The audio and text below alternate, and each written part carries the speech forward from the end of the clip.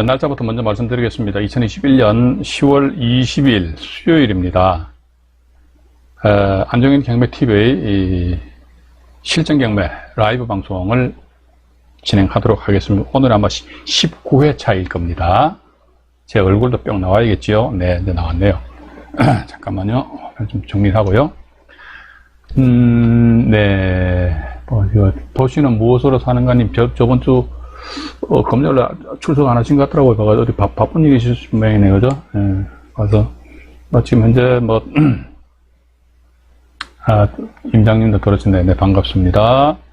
오디오 상태, 비디오 상태 다 괜찮지요? 괜찮고, 오늘은 말이죠. 예, 우리가 생생경매 교재는 사실 절판됐어요. 예. 절판됐는데, 이 교재를 가지고 계신 분들은 이 생생경매 9페이지입니다. 이게 본거는 9페이지고, 그리고 또 실전경매 엑스파일 책 가지고 계신 분은요 11페이지에 나와 있습니다. 나와 있는데 이 사례에 대해서 우리가 지금까지 실질적 경매, 형식적 경매에 대해 쭉 말씀 안 드렸습니까? 근데 그건 다 말씀드렸고, 제가 지난 금요일 날 여러분들에게 말씀드린 사안인데, 다세대 주택 빌라 하나 탁 건드려 가지고 이게 한 3년 8개월 만에 1억이나 났던 차익을 발생한 그런 물건이 있어요. 그게 뭐냐니까, 대항력 있는 임차인이 있는데 그 임차인의 보전금액을 인수하지 않는 방법은 뭐냐? 그러니까 안 주면 됩니다. 그러니까 대항력 있는 임차인이 있다 이거죠. 이거 아시는 분들은 그 사례구나 이래서 고개를 끄덕끄덕 하시면 되고요. 이런 내용에 대해서 처음 들으시는 분들은 저런 게 있구나 라고 해서 조금 신경을 좀 쓰셔가지고 들으셔야 됩니다. 자, 그런데 중요한 사실은요, 대항력 있는 임차인이 있다. 그 임차인의 보전금을 안 주고 그거 다시 경매 날리면 됩니다. 근데 우리는 제가 안정현 경매TV에서 앞으로도 방송함에 있어가지고는요, 대원칙이 그겁니다. 꼼수 해가지고 상대방 뒤통수 때리는 방법에 대해서 말씀 안 드린다니까요. 오히려 어떻게 내가 상대방한테 뒤통수 맞는 방법을 이러했을 경우는 내가 뒤통수를 맞는다 이거죠. 그렇기 때문에 우리 경매인 입장에서는 이러한 유형의 물건 같은 경우에 있어가지고는 내가 자칫 잘못 들어가면 내가 저 상대방이 내 뒤통수로 팍 때리면 나 엄청 아프단 말이지. 그거를 알기 위해서 말씀드리는 것이지. 아까도 조금 전에 제가 네이버 카페 들어가 보니까 한 분이 Q&A 방에다 질문을 주셨더라고요. 지분경매, 역경매, 가등기 해가지고 왜 지분 쪼개기가 이거 왜 하냐? 그 이유가 뭐냐? 그건 근데 제가 우리 이 채널에서도 말씀드렸습니다만, 지분 경매에 대해서 접근할 적에 핵분열이 어쩌고 쪼개기 어쩌고 말이지, 역할 분담하고 말이지, 이제 요즘 정치권에서 내로남불이라고 그러죠? 우리 지분 경매 내불남노입니다. 내가 하면 불륜이고 남이 하면 로맨스야. 거꾸로 나간단 말이지. 그게 도대체 뭐냐? 근데 그거를 제가 말씀드리는 이유가 뭐냐니까, 여러분들은 말이죠, 안종현이 이렇게 얘기했으니까 요거 그대로 듣고 상대방 뒤통수 때리세요. 거의 그 의도는 절대로 아닙니다. 오히려 어떻게 보면 내가 경매인 입장에서입니다. 경매 투자자입니다. 경매 투자자 입장에서 순수한 마음에서 돈 좀 벌어보자 이거지. 그러니까 지분 경매 물건에 입찰 들어갔어요. 근데 내가 뒤통수 확 뚜드려 맞았다. 엄청 아파요. 그거를 방지하기 위해서 우리 그걸 알아야 된다. 그걸 방지하기 위해 가지고 역경매가 어떻고, 핵분열 어떻고, 지분 쪼개기 어떻고 말이지, 가등기가 어떻고, 이런 걸 다 아셔야 된다는 거죠. 지분을 낙찰 받아가지고 내가 상대방한테 역경매 이런 거 써먹기 위한 것이 아니고, 내가 역경매 당하지 않기 위해서는 그걸 알아야 된다. 그래서 아마 카페에서도 밑에다 제가 답글을 간단하게 달아놨습니다. 이게 이제, 지분 쪼개기다, 가등기 이게 하는 이유가 뭔가요? 근데 이게 뻔하지 않습니까? 텍스트 상에서 컴퓨터 이게 지면 관계상에 한계가 따르잖아요. 그 어느 세월에 텍스트 형식으로 가지고 저는 이게 이 컴퓨터 잘 못 쳐요. 독수리 타법입니다. 그거 어느 세월 탁탁 쳐가지고 전달하나 이거죠. 그래서 그 내용도 지분 경매에 대해서 제가 조금 전에 내불남로 등기 해고 등기 설례 몇 조가 있어요. 그런 거 우리 기본적으로 알아야 됩니다. 그런 것이 보니까 제가 여기서 분명히 좀 말씀드립니다만, 불법 조상하는 게 아니라 이거지요. 예를 들자면 지분을 낙찰 받았습니다. 지분을 낙찰 받고 나서 보니까 상대방에서 지분 쪼개기를 하면서 가등기를 해버렸네? 과연 그게 허위 통장 의사 표시일 수도 있을 것 같고, 아니면 사회행위일 수도 있을 것 같고요. 그죠? 근데 우리는 그런 꼬라지를 안 당하기 위해서 그걸 알아야 된다는 거죠. 그죠? 그런 경우를 당하지 않기 위해서. 그래서 오늘도 제가 말씀드리고자 하는 내용은 이제 빌라를 입찰 들어가셨는데 누가 낙찰 받으셨어요. 그런데 그 물건에 보니까 대항력 있는 임차인 보증금액이 6천만 원 있어요. 자, 우리가 간단하게 말씀드려볼게요. 요 교재 나옵니다. 대항력 있는 임차인이 있는데요. 이 사람의 보증금액이 6천만 원입니다. 근데 이번에 보니까 전입신고하고 확정일자 제일 빨라요. 근데 이 경매가 넘어왔네? 근데 이게 얼마에 낙찰됐지? 보니까 1255만 원에 낙찰돼 버렸어요. 아, 이런 경우도 있냐? 있어요. 이런 경우 있다니까. 제가 말씀드리는 부분이 있어가지고 어떤 분들은 해가지고 의심에 산 눈초리를 쳐다보시는 분 계시더라고요. 저 거짓말 안 합니다. 저 거짓말 할 필요 뭐 있습니까? 그죠? 그러니까, 대항력 있는 임차인의 보증금이 6천만 원인데, 누가 1255만 원에 낙찰 받았네? 경매 비용 예를 들어가지고 한 255만 원 정도 들어갔다 치고, 그럼 순수하게 배당 금액이 한 돈 1천만 원 남잖아요. 그죠? 그럼 1천만 원 이 양반 가져가요. 그럼 나머지 1천만 원 배당 받아갔으니까, 이분 같은 경우는 얼마나 못 받았습니까? 자기 전세가 5천만 원 미배당이잖아요. 미배당. 못 받았잖아요. 근데 대항력이 있어요. 그렇기 때문에, 1255만 원에 낙찰받은 이 사람한테 5천만 원 돌리도! 라고 이렇게 주장할 수가 있다는 것이죠. 그런데 만약에 이걸 갑이라는 사람이 낙찰받았다 치자 이겁니다. 그런데 보니까 이 임차인 A라는 사람, A라 치자 이게 A가 갑한테 5천만 원 줘! 그러니까 갑은 또 보더니 주머니 돈이 없잖아요. 돈 없는데 어떻게? 없으면 못 주는 거지. 예. 못 주고 이게 또다시 경매 신청, 경매로 날려버립니다, 이게. 예, 경매를 날려버렸을 경우에 어떤 식으로 해가 이분이 한 1억이나 갑이라는 사람이 1억을 벌었다니까요. 어떤 식으로 해서 사람이 1억을 벌었는지 거기에 대해서 제가 여기서 간단하게 말씀드리고 우리 2편에서 보면요. 2편 실전입니다. 실전 경매 쪽에서 보면은 하면 당합니다. 라는 그런 타이틀로 해서 제가 정리를 해놨어요. 그러니까 대항력 있는 임차인이 있다. 그것도 또 대법원 판례가 있어요. 대항력 있는 임차인이 있는데 그 임차인의 보증금액을 안 줬을 경우에 그러니까 대법원 판례를 보게 되면요.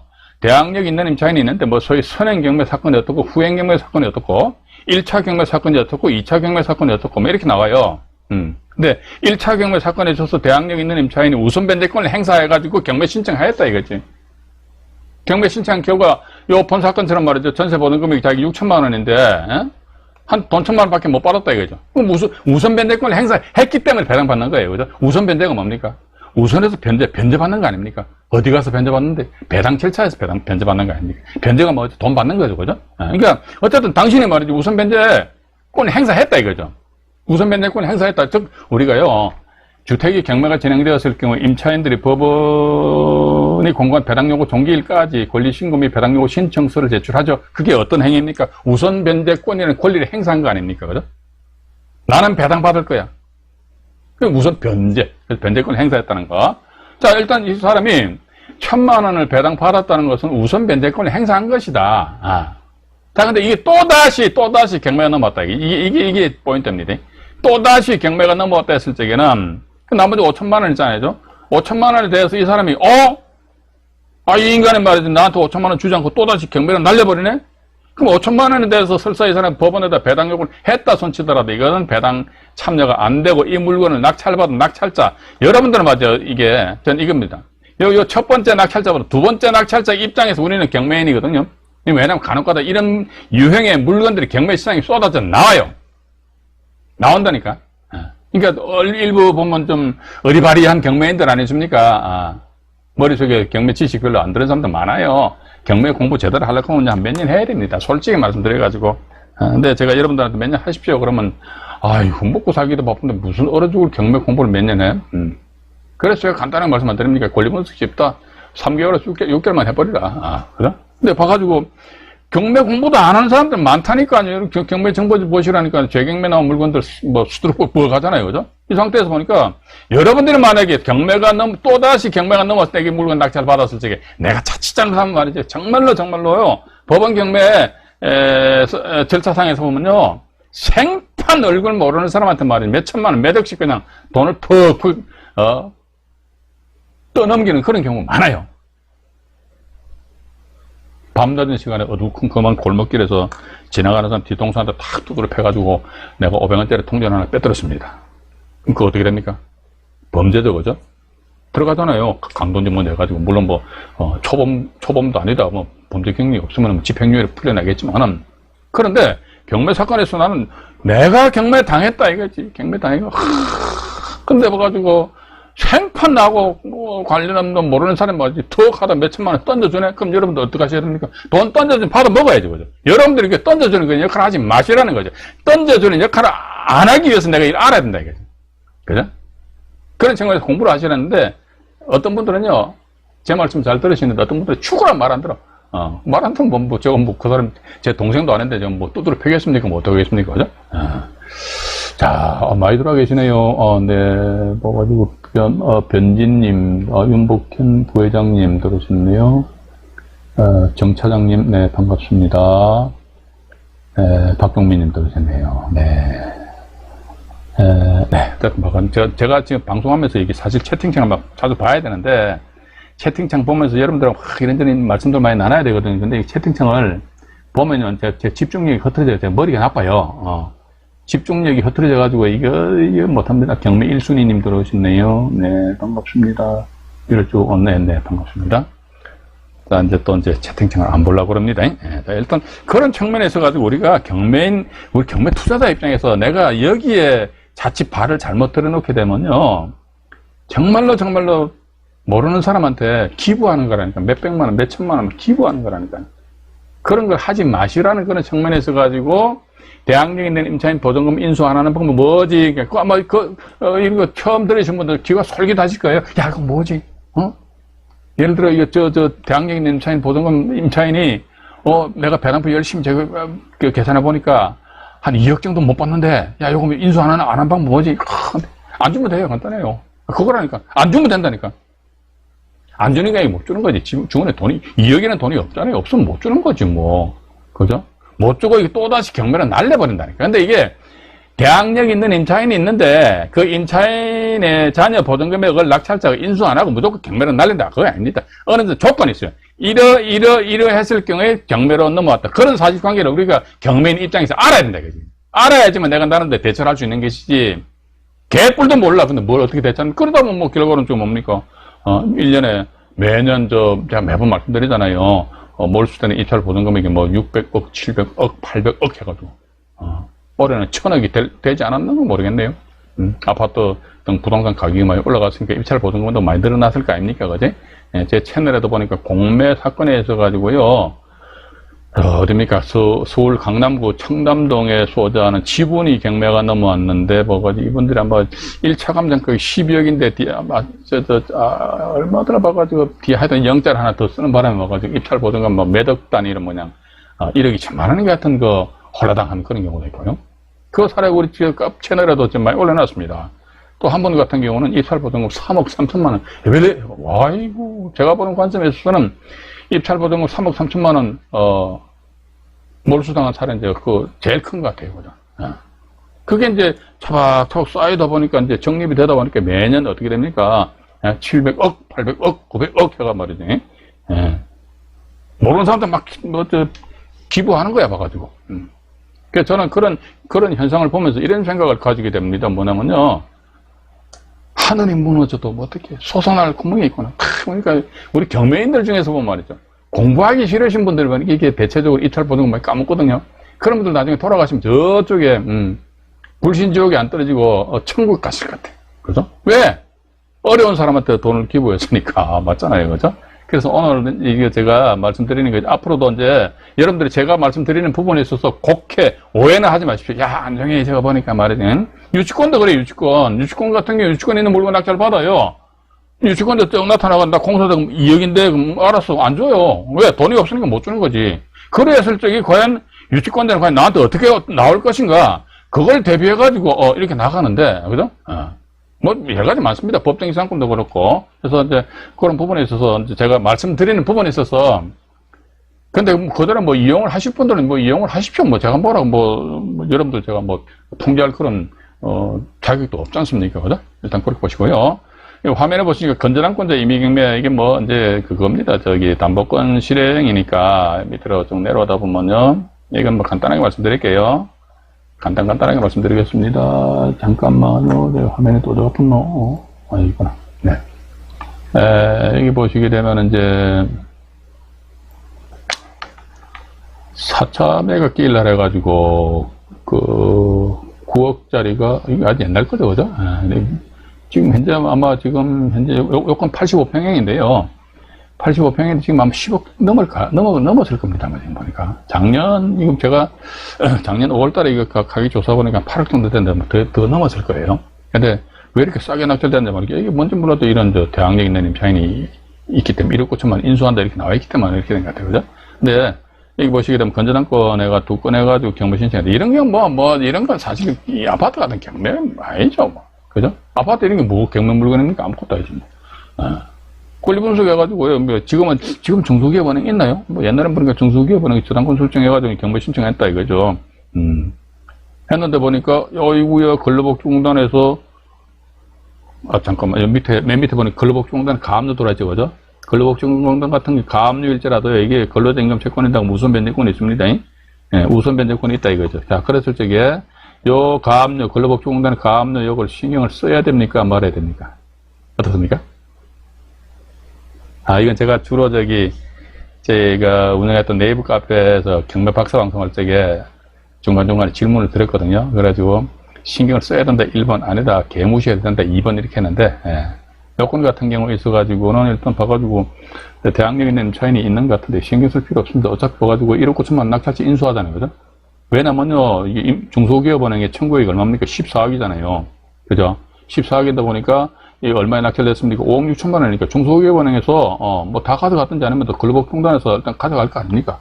그러다 보면 결과는 대항력 있는 임차인인데 이 사람이 1억 9천만 원 이건요, 이 사람 배당 절차 전혀 참여 안 됩니다. 따라서 1억 9천만 원 인수하기 때문에 이때는 근로복지공단에서 1억 3,500만 원인데 13억이든 130억이든 이건 전혀 이런 거는 신경 쓸 필요가 없다. 일단 그렇게 보시면서 이 근로복지공단에 관련된 근로자임금 채권 같은 경우도 우리가요, 똑 소리 나게 하셔야 됩니다. 그죠? 내가 남한테 안 당하려고 하면은, 그죠? 내가 당하면요, 나 혼자만 억울한 게 아니잖아요. 근데 결혼했으면 집에 가면 와이프가 있고 애들이 있으면 와이프하고 애들한테까지 이렇게 여파가 미쳐버린다. 왜 정신 똑바로 차려야 된다니까, 봐가지고. 그죠? 그래서 이런 경우, 이제 근로복지공단이라든지 또 조세 채권의 조세 체납에 따른 압류 등기가 있습니다. 이런 경우도 제가 나중에 관련 부문 가서 여러분들에게 보다 자세하게 말씀을 드릴 것을 약속드립니다. 약속드리고, 여기 이제 지문을 제가 아마 읽지 않겠습니다. 안 읽고요. 일단 쭉 내려가 볼게요. 두 번째 보면 담보가등기원자의 임의경매 이렇게 나와 있네요. 담보가등기. 담보가등기, 이게 가등기도 보면은 제가 뭐 지난 우리가 방송에서 말씀드렸습니다만 가등기 같은 경우 선순위 가등기 되어 있을 적엔 이 선순위 가등기가 정말로 어떻게, 담보가등기인지 이 여부에 대해서 정확하게 조사 분석하시라는 거. 그죠? 만약에 이 순순히 가등기 되어 있는데 가등기 등기 형식만 가지고는 이게 담보가등기다 이런 식으로 섣불리 판단해서 입찰 들어가서는 안 된다 이거죠. 근데 가장 안전한 건 뭐냐니까 가등기가 경매 신청한 경우입니다. 어떤 경매? 임의경매거든요. 여기 보시게 되면은요, 가등기 해가지고 가등기가 이랬듯이 임의경매 신청했잖아요. 그죠? 이건 또 뭐 담보가등기다. 담보가등기는 경매신매가 소멸된다. 일단 그렇게 보시고요. 또 이제 간혹가다 인터넷상에서 보게 되면요, 참 보면요, 무책임한 사람들이 많은 것 같아요. 영상물에서도 보면 이런 막 이야기하다 모르겠죠. 그래요. 저는 솔직히요, 저도 저 경매 박사 아닙니다. 저 경매신도 아니에요. 아무것도 아니에요. 전 단지 여러분들보다 조금 반발짝 먼저 앞서서 이 경매 바닥에 발 디딘 사람이거든요. 저는요, 누가 뭐 물어봤을 때 모르는 거 있잖아요. 0.5초 단위면 금방 뭐 정문에 적답입니다. 모른다고 합니다. 근데 간혹가다 담보가등기 같은 경우, 담보가등기가, 소멸기준 걸린 경우는 뭐다 봐가지고, 담보가등기가 경매 신청한 경우, 그것도 어떤 경우에 임의경매 신청했다. 그러면 일단 소멸기준 걸리 되고요. 근데 이 가등기가 또 강제경비 신청할 수도 있습니다. 가등기가 강제경비 신청했다 하더라. 그럼 이것도 일종의 담보가등기를 보면 된다, 이거죠. 이 가등기도 나중에 후반부에 또 자세히 말씀드릴게요. 자꾸 제가 후반부로 미루는데 그 부분이 있기 때문에 말씀드리는 거예요. 그죠? 그리고 또 두 번째, 무책임한 발언이 뭐냐니까, 가등기가 다른 사람이 경비 신청했는데 가등기가 법원에다가 채권계산서를 제출했으면 이게 담보가등기래. 웃기는 소리고 자빠져 앉아있네. 모르면 샷다 마우스 하라니까. 입 다물으라니까 왜 자꾸 입을 벌리는지 모르겠어. 만약에 그렇게 해가지고 그 사람 말 믿고 입찰 들어갔다가 가등기가 만약에 담보가 아닌 보존가등기라고 해가지고 낙찰자가 그 가등기에 인수된 가등기가 못 넘겨버리면 낙찰자 소유권을 상실해버린단 말이지. 정말로 몇 천만, 몇십억이 왔다 갔다 하는 그런 상황인데 왜 그렇게 무책임한 발언을 씹으려는지 모르겠다. 전 그렇게 보고 있습니다. 그래서 제가 드리는 말씀이 이 영상물 한번 또 별로 재미없는 영상물이기 때문에 다른 유튜버들은 경매하시는 유튜버들 잘 안 보시겠지요. 근데 간혹가다 보신다면요. 제가 감히 시건방지 한 말씀 드릴게요. 모르는 것이면 말하지 마세요. 응? 모르는 게 있으면 가만히 있으라. 자기 상식에 의해가지고 말이지. 그 네이버 지식이나 이런 데 검색해가지고 보고 강의 자료만 그렇게 하지 마시라고. 그죠? 왜 그러냐니까 선순위에 가등기가 있다. 근데 그 가등기가 보니까 채권계산서를 채권계산서를 제출하면 이게 담보래요. 웃기는 소리 하지 말라니까. 채권계산 제출할 때 담보가 아닌 보전인 그런 경우가 있다는 게. 이건 제가 지난 영상물에서도 말씀드린 것으로 기억이 납니다. 그죠? 순순위에 가등기가 있는데 후순위 권리자가 경매 신청하니까 여기서 또 경매 신청 누가 했노? 이렇게 나오잖아요. 첫 번째 요건 같은 경우는 가등기가 경매 신청했네? 그럼 이 사람이잖아요. 근데 여기 요건 같은 경우는 선순위에 가등기가 있고 후순위에 예를 들어 저당권이 있는데 저당권자 경매 신청했다. 만약에 이 사람이 경매 신청했다 그러면 법원에서 나는데 당신 무엇 때문에 경매 신청한 거야? 저기 돈 빌려줬는데요. 그래 담보가등기구나. 그럼 알았어. 임의경매 개시결정 다 내려준단 말이죠. 근데 이 가등기가 경매 신청한 것이 아니고 후순위가 경매 신청했다. 경매 신청 누가 했노? 네가 했지. 그러니까 이 사람 말이죠. 얼떨결에 말이죠. 법원에다가 어떻게 채권 계산서를 제출했습니다. 요거 제가 지지난 방송에서 말씀드렸습니다. 가등기에 강의 관련해가지고요. 이게 뭐냐면 이제 이 가등기권자는 뭐냐니까 아파트를 분양받은 사람인데 계약금하고 중도금을 집어넣은 상태에서 아파트 진입로 문제가 해결되지 않는 바람에 이 상태에서 건설회사에서 이 부동산을 또 다른 사람한테 이중으로 팔아먹을 것을 방지하기 위해서 가등기를 했다. 그건 뭔 가등기다? 이거 보존가등기입니다. 그런데 보니까 아이고 마침 저당권자 경매 신청하니까 머리 아파 해서 자기는 그동안 계약금하고 중도금 집어넣었잖아요. 그죠? 그거 받으려고 채권계산 제출했다는 게. 근데 이것조차도 법원에서는 해서 받아들였다 이거지. 받아들이니까 또 뭡니까? 일반 우리 제3자 경매인들은요, 대체적으로 경매 물건에 대한 분석할 적에 매각 물건 명세서를 보지 않습니까? 매각 물건 명세서를 보니까, 가등기권자 채권계산서를 제출하고 어쩌고저쩌고 표시되어 있으니까, 그러면 채권계산서를 제출했으니까, 담보가등기이기 때문에, 경매 신매각으로 이 가등기가 소멸되는구나, 라고 판단을 해서 입찰 들어갔겠지요. 근데 나중에 보니까, 설사 이게 나아가서 법원에서 말이죠. 이게 부산입니다, 부산. 부산에도 법원에, 부산지방법원하고 두 개 더 있는 모양이들 지원이에요. 근데 어쨌든 봐가지고, 채권계산서를 제출하니까 법원에서 그때 받아들이면서 배당기를 이 사람한테 1순위를 배당을 해주니까, 후순위 저당권자가 의시하면서 배당 이의를 제기했어요. 배당 이의 사유가 뭐냐니까, 얘는 있잖아. 아파트 수분양자로서 계약금하고 중도금을 집어넣고 잔금을 안 준 상태에서 아파트 진입로 문제가 해결되면 잔금 지급하기로 했다. 그럼 이건 뭔 가등기인데 담보가 아닌 보존가등기란 말이지. 그죠? 돈 꿔준 게 아니잖아요. 그죠? 보존가등기인데 왜 얘한테 배당을 해주려고 그러냐니까 나중에 자초지정을 딱 조사해보니까 이게 담보가 아닌 보존가등기거든요. 어머야 알았다. 그럼 이 사람한테 배당을 안 해줘요. 이 가등기권자한테 배당해줄 것을 저당권자한테 몰아줘 버렸다. 그럼 이 가등기는 어떻게 된다? 소멸한테 또 인수되죠. 이 가등기권자는 안 답답해요. 왜? 자기 권리 살아있으니까. 그럼 답답한 사람 누군데? 이 물건 낙찰 받은 사람이 답답하지. 이런 사태가 발생될 수도 있는데 또 불구하고 여러분들 인터넷상에 들어가 동영상에도 검색을 해보시라니까요. 담보가등기 소멸 여부에 대해가지고. 이것도 이런 영상물 나온다니까 나와가지고. 제가 이거 홍보할 필요는 없어요. 그런 영상을 보시고 돈 몇백만 몇천만 깨지든지 말든지 그 사람 자식도 아니고 형제도 아닌데 맞잖아요. 그죠? 이거 하니까 또 이런 생각도 드네요. 전세권이죠. 전세권의 말소기준 권리가 두 가지가 있대요. 첫 번째 아파트 등 집합 건물에 선순위로 전세권 설정되면서 세 번째 뭐다? 전세권자가 다이렉트 임의경매 신청하면 전세권이 말소 기준 권리가 된답니다. 그건 맞아요. 또 두 번째 뭐냐니까 선순위 전세권이 있는데 후순위 권리자들이 경매 신청했대요. 이랬을 때 선순위 전세권이 법원이 공고한 배당 요구 종기일까지 채권 계산서를 제출하면 전세권이 말소 기준 권리가 된대요. 웃기는 척하고 자빠져 앉아있는데 뭐 모르면 가만히 있으라니까. 말소 기준 권리가 아니고 단지 말소되는 거 말소 기준하고 말소하고 단어 자체가 틀리죠, 그죠? 이런 식으로 해서 이게 이 인터넷이라는 이 공간에서 보니까 말이죠, 뭐 자기 잘났다, 저도 뭐 지 잘났다 이렇게 떠들고 앉아 있잖아요. 근데 지 잘났다고 막 떠드는 사람들 보면 이게 무슨 뭐 검증을 받습니까? 뭘 받습니까? 아무것도 없잖아요. 그래서 제가 드리는 말씀이 여러분들은 말이지 정말로 내가 이런 경매 투자를 통해서 돈을 벌고 싶으시다 그러면요 정말로 공부하셔야 된다는 그런 말씀 앞으로 계속 이야기할 거예요. 이 말씀 듣기 싫으신 분들은 그냥 영상을 보지 마시고 그냥 나가십시오. 그냥 뭐 그냥 나가시면 되잖아요, 그죠? 굳이 신경 쓸 필요 없잖아요. 뭐하러 신경 씁니까, 그죠? 요 가등기에 대해서 이제 지난 시간 말씀드렸고요.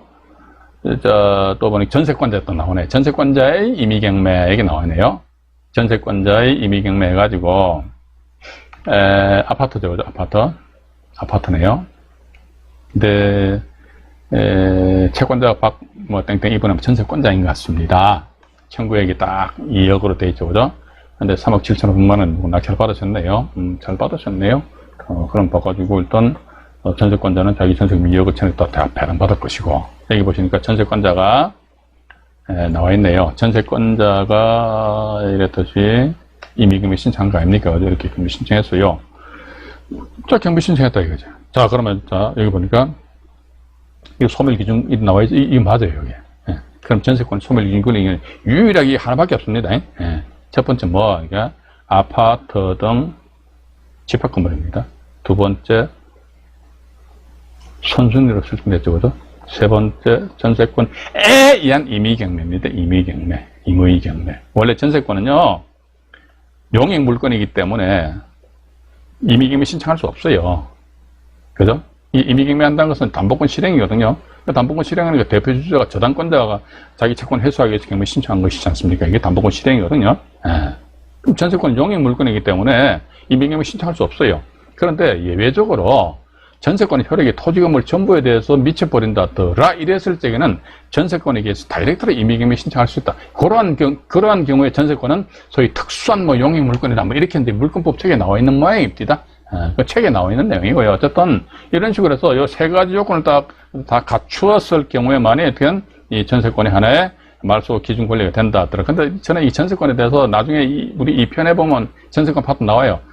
드릴 말씀 참 많습니다. 2008만 212하고요. 2010만 900 결정했어요. 요 두 건 해가지고 212도 살아있는 걸로 알고 있는데 이건 현재 210은 완전히 지금 이제 개무시당하고 있는 것 같아요. 제 영상물이 나중에 법원에 특히 집행법원에 계시는 분들이 저도 제가 저는 솔직히 공인중개사증도 없어요. 운전면허증도 없고 오로지 대한민국에서 인정해 준 것은 주민등록증 하나밖에 없습니다. 그럼 별 볼 일 없는데 네이버 지식인에다가 뭡니까 전문가 상담 등록하려니까 공인중개사 자격증과 저 사무소가 있어야지만 상담된다. 된다. 그래서 저는 그것도 없으니까 안 된다 말이죠. 자, 그럼에도 불구하고 저도 이 바닥에 한 30년 정도 뒹굴었기 때문에 제가 말씀드림에 있어가지고 제 말씀에 대해서 틀린 부분이 있다고 하면 여러분들도요 적시 제 영상물 밑에도 댓글 막 다셔야 돼요. 막 까부셔야 됩니다. 이 나쁜 놈 시켜가 욕도 하시라니까요. 근데 틀린 부분이 아니다 그러면 여러분 저한테 칭찬해 주셔야 된다니까요. 그죠? 일단 그렇게 하게 하시고, 요건 같은 경우는 이제 전세권자가 경매 신청한 경우다. 일단 그렇게 보시고요. 그 다음에 보니까 이제 제3자의 강제경매, 이게 이제 우리가 생생경매는 16페이지고요. 이 실전경매가 보니까, 몇 페이지인가요? 실전경매가, 이제 1페이지 차이네. 17페이지 나와 있습니다. 이게 지금 보면요. 이제, 대한경제님 차인 도전금 인수해야 되는데 안 주고 다시 경매로 날려서 이게 사람들이 이것도 경매인이 낙찰받은 거 아닙니까? 낙찰받은 게. 근데 이 사람이 과연 어떤 식으로 해서 빌라인데 서대문구 북가사장 수사는 빌라입니다. 빌라인데 이게 빌라 이거 보시라니까요, 여러분들. 보시게 되면요. 다세대 주택에다가 지분이 6.33평에다가 저는 10평에 10평, 10.38평인데, 이거 어쩌고 하다 보니까 3년 8개월, 약 4년이 안 돼가지고, 1억 정도, 이게 자기 입찰한 투자한 금액 있잖아요. 그거 다 빼고도 한 1억 정도 수익이 생겼더라. 그거 이거 어떤 식으로 해서 수익을 생겼느냐. 우리는 뭐하다, 이런 물건에 있어서 이런 사람들한테 어떤 희생양이 안 되게끔 하기 위해서는 우리는 뭘 어떻게 해야 될 것인가. 여기에 대해서는 말이죠. 2부 방송에서 말씀드리고요. 지금까지, 1부 방송을 마쳐드리고 화면을 다시 조정하도록 하겠습니다. 1부 방송 마치겠습니다.